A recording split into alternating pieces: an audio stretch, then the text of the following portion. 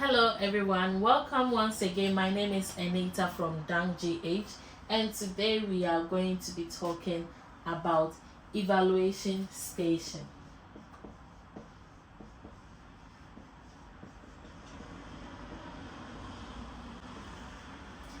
If you've watched my previous videos,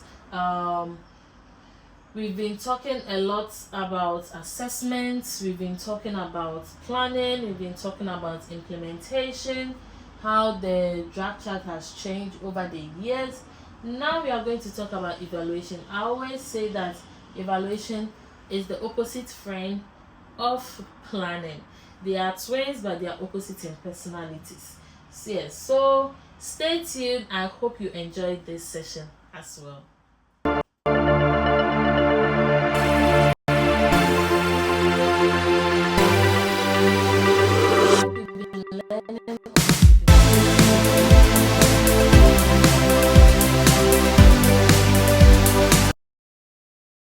Welcome back. So we made mention we are going to be talking about evaluation. Evaluation, they are twins, yes, but they've reduced the time to 8 minutes because it's a verbal handover.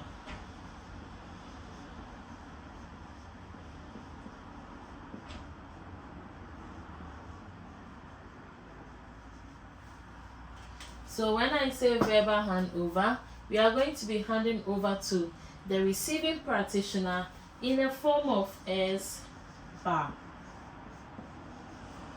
And if you watch my planning video, you know that S-bar talks about situation, background, assessment, recommendation.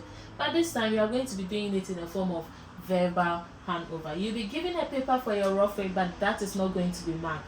So let's say you wrote 1, which is a correct number, on your rough way, and you verbalize 2. Just know you have failed because you verbalize the wrong thing, and the examiner is marking what you are saying. So you need to be careful with whatever you verbalize out to the examiner. Now we are going to be talking about what goes into the antenatal, the labor, and the postnatal when it comes to verbal handover. But first of all, let's talk about what goes into your situation, background, assessment, and recommendation. It's a rule.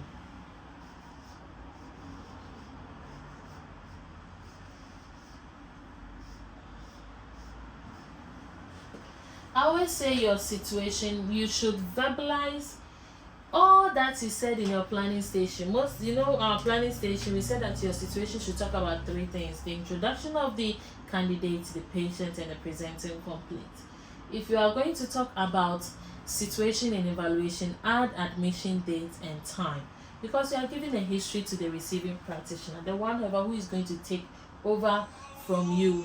So if you are the one talking about situation, hello, my name is Anita, the midwife who took care of Helen Johnson, date of birth 15 June 1989, hospital number 004321, who reported on 24th June 2024 at 09:30 with the complaint of lower abdominal pain and leg cramps. Then you are done for your situation. So what adds up to your situation is date, admission date, and time. So it is you, the introduction of the patient,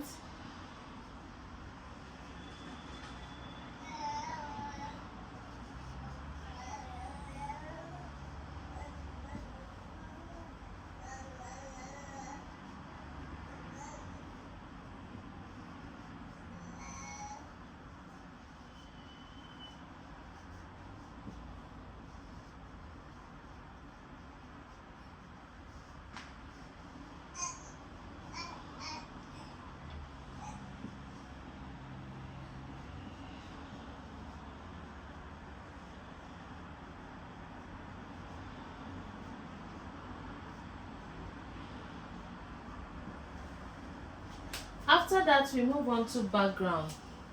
This is where the rule comes. A lot of people fail evaluation because of their background. I always say it's a rule. Verbalize. In fact, that day, just pick your planning answer sheet. Then when you wrote your S bar on it, hold it. It's okay to look on your question paper and verbalize to the examiner. Verbalize the background.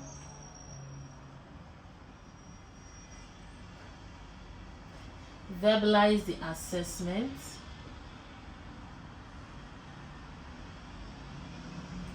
And the medication administered in your implementation stage, so on your drug chart.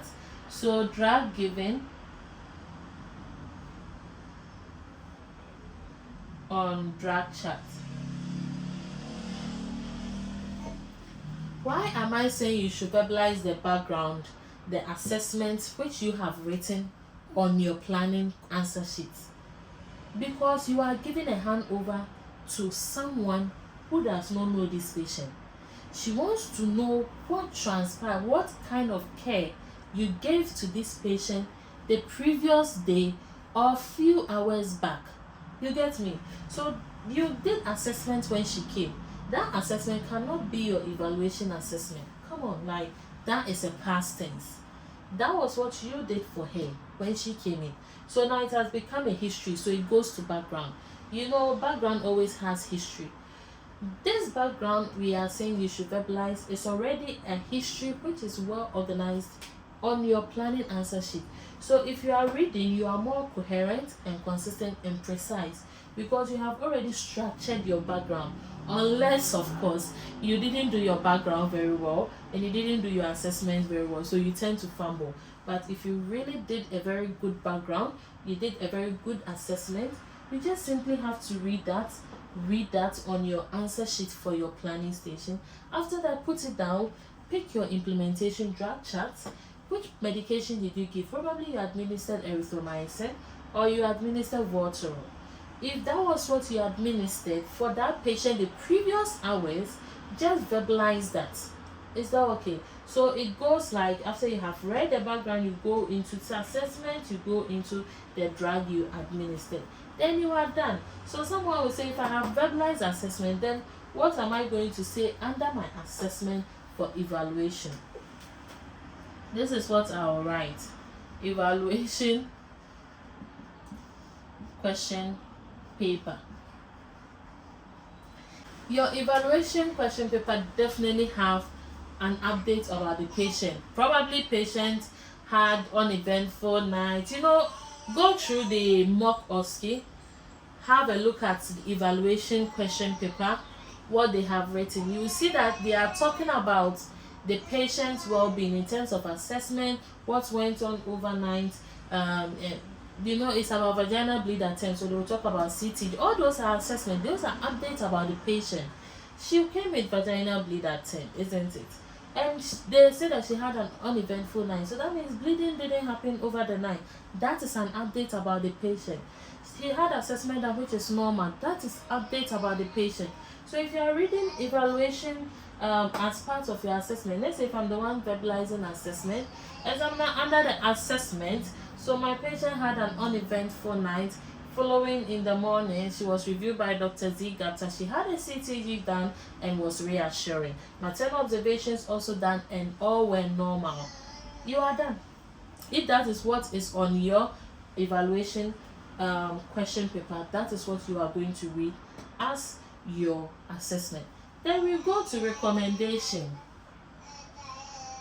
I'll always say NICE guideline over and over again.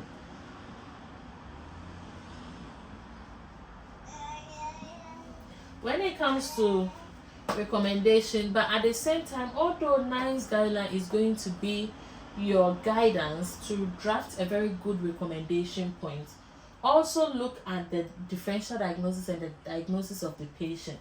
So this is where the whole trick comes in when it comes to antenatal, postnatal, and labor recommendation. So let's just say we know about this.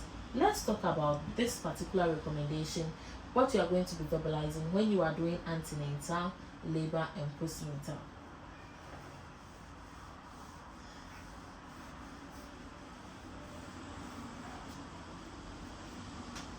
So antenatal,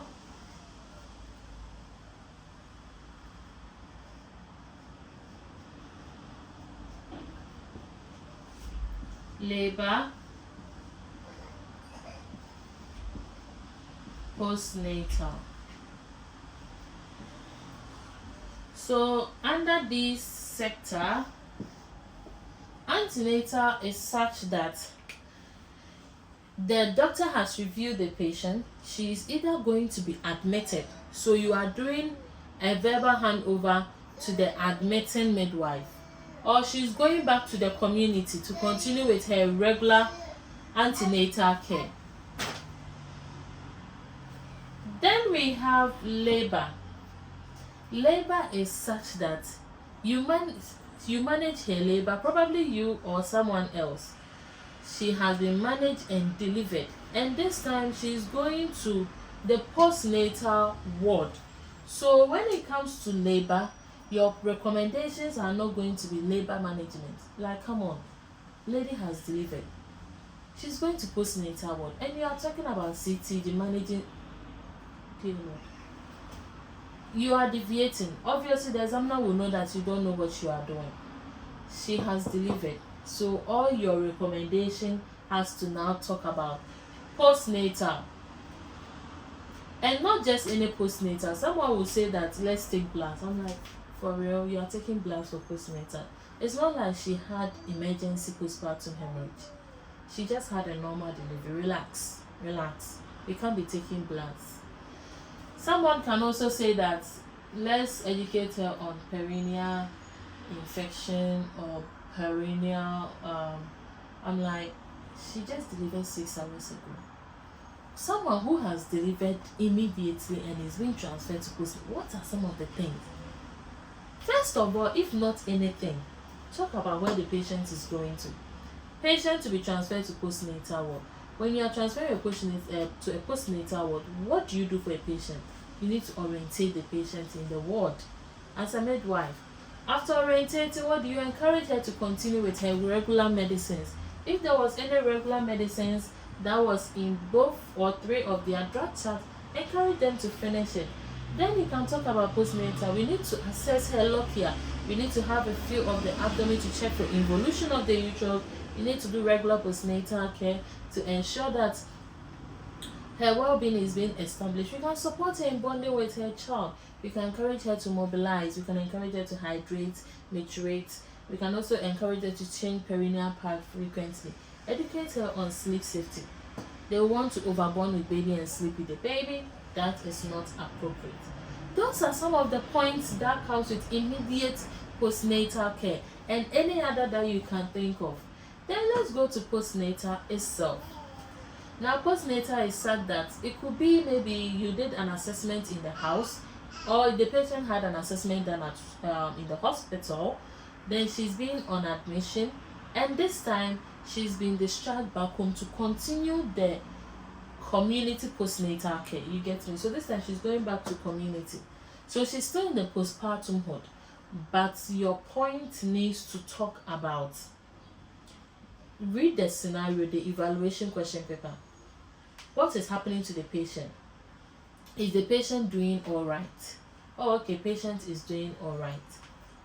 But what could still be the problem? Maybe she came with engorgement, and she was detained. She was admitted in the hospital, and she was educated on probably hand expression. Now she's able to express like 500 ml of breast milk. That's one heavy milk. Yes. Now that she's able to express that, probably she's still feeling pain. So that is, there is still a problem somewhere. So you can still address the things for a postpartum woman, reminding her of her follow-up appointment, and again solving that problem patient is still having. You get my point? Now there is something I didn't talk about when I was addressing the assessment for both antenatal labor and postnatal, and that is area of concern. If you've been critically listening to me and following the videos, we talked about area of concern in assessment station, where we verbalized that you need to identify area of concern in assessment. Now you are also going to identify area of concern in assessment for your evaluation. For example, when it comes to labor, mother has delivered all right. Probably she had 3rd-degree turn. Let's just say she had a 3rd-degree turn, and she was sent to theater. They numbed her a little, probably gave her pudendal anesthesia, so the pelvic area is all numb. She's unable to mobilize properly. Then she was sutured. Now, being unable to mobilize is an area of concern as a postpartum woman, because we encourage you to immobilize early to reduce the risk of developing venous thromboembolism, and also to reduce the risk of developing pressure sores, as well as blood clots in the perineum. So that is an area of concern. If someone is unable to mobilize in labor, who has just had a baby, so your area of concern is when you look at the evaluation question, the update about the patient. Is there any negative thing or anything that you think can bring negative effect to the patient? That is what you address as area of concern. Probably postnatal, they said that everything is fine, but mother is still having offensive lochia, because she's going to take a while before that lochia disappear. That is an area of concern, because that is still a problem. Antenatal, maybe her blood pressure is still high. That is an area of concern, so we need to educate her on more rest, and still educate her on signs of eclampsia, because it's just seizures away from someone getting eclampsia if she already has pre-eclampsia. So you want to educate them and address area of concern. If you are able to remember to address area of concern as part of your assessment in your verbal handover, when it gets to recommendation, you solve this one as well. So if mother is unable to mobilize, what can you talk about? You can talk about anesthetic review, because they gave the pudendal anesthesia. Maybe she has a catheter institute. She needs catheter care. She needs catheter care until she's talked out of it and she's ready to have a catheter removed.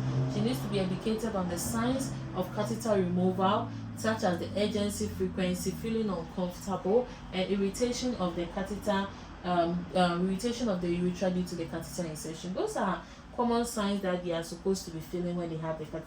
Those are the things that needs to be part of your recommendation. So it doesn't look like you are deviating. You are solving the area of concern, and you are still giving recommendations tailored to the problem or the diagnosis or wherever she's going to. Then we are all midwives, our way around. So that is it for postnatal, for evaluation under the antenatal, labor, and the postnatal. I hope this makes sense. If you are watching the video, you have any problem, please put it in the comment section. I will answer it. We also offer virtual tuition for students who are going to write the midwifery Osce. What I do is we still go over these things, but go into much details. We do a lot of practice, because that is what can cause people to fail. Most of them are mothers. Myself, I'm a mother, I'm struggling. You can hear from the background. And some people may also be pregnant. Some of them are having fresh babies like myself. Some of them are mothers. They are working also. Some of them are working, having like whole week shifts. It's very difficult to learn. So my role again is to help you all the time. Anytime we meet, we do practice tests. Unless your examination date is closer and we are unable to factor all those things in. But either which, my role is just to make sure that I have seen you at least do a sample for me to see, then we can mark it. Thank you so much and enjoy your day.